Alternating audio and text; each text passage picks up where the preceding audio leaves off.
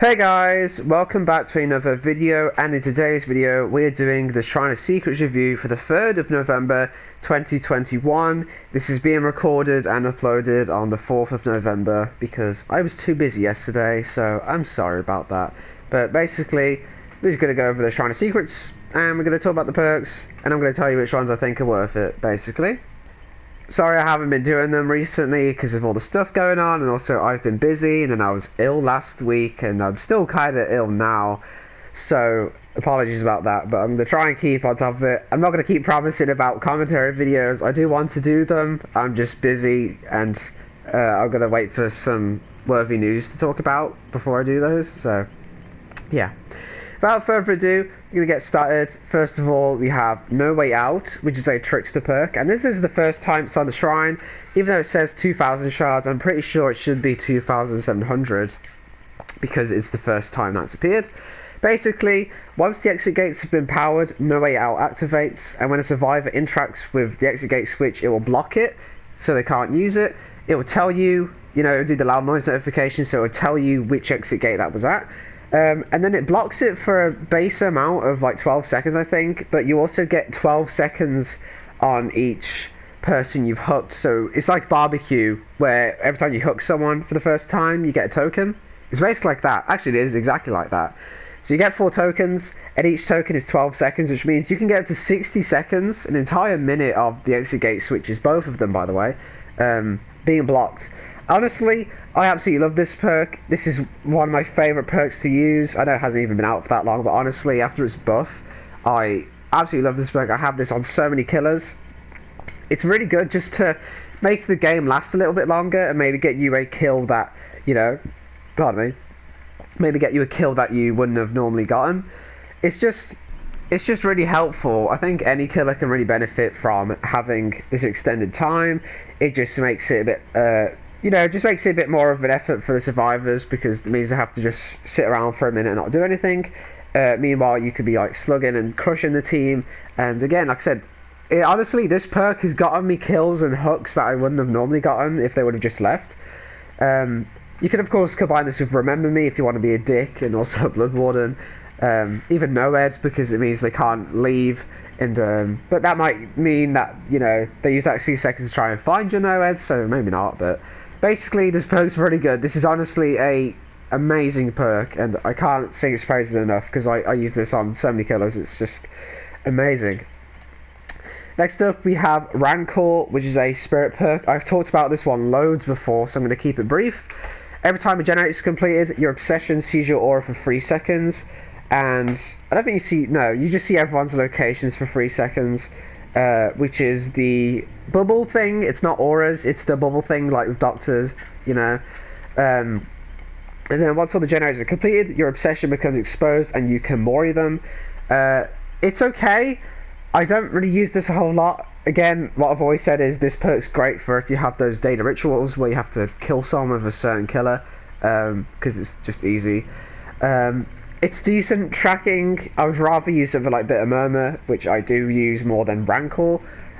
Being able to kill your obsession is nice, as long as they're alive. However, once they see they're exposed, they're probably going to hide until the exit gate opens, or they're just going to rush and try and get out as soon as possible. So I don't think this perk's great, but it's like fun, I guess.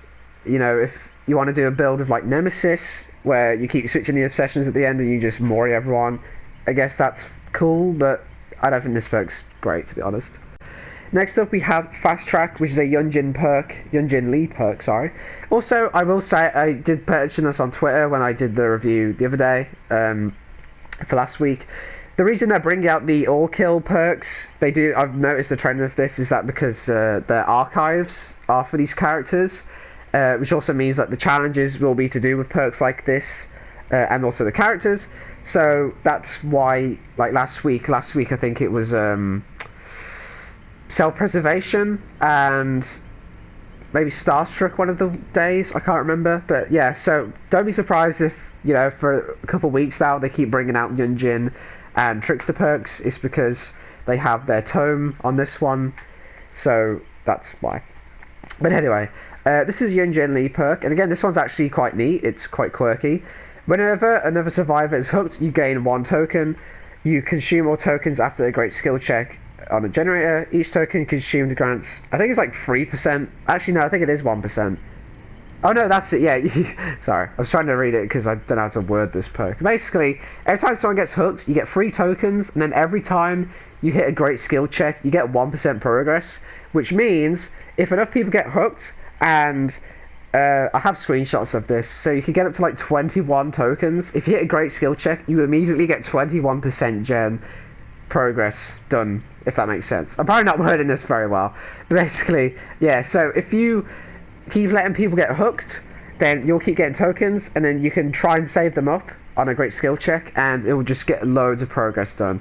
I don't know what the highest amount is. I think mine is about 24 or something. It's like 21, 24, which means if the second you hit that great skill check, it will consume all those tokens, and you'll get 24% progress instantly, which sometimes could be finishing a generator right then and there. So it's great.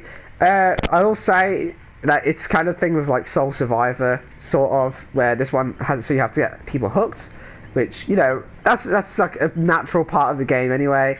But of course you want your teammates to be alive and not get as hooked as much as possible. But you know, I guess if you do have a really powerful killer and, you know, they're just destroying you, then this will hopefully help you get gens done so you can get people out, basically. That's probably the only downside, which of course I get it, and also it is to do with her character, because she's quite selfish in her lore, so that's pretty cool. I do like when they have the thematic perks, but yes, basically that's it. Basically, it's again, it's very good. That's crazy. You should watch videos of it, of people just getting like, you know, a quarter of a gen done instantly because of this perk. So yeah. And finally, we have Urban Evasion, which is a near perk. I've talked about this one before. Basically, your crouching movement speed is increased by 100%, and it's terrible. Don't use this perk. Don't buy this perk. I mean, don't even unlock this perk, honestly.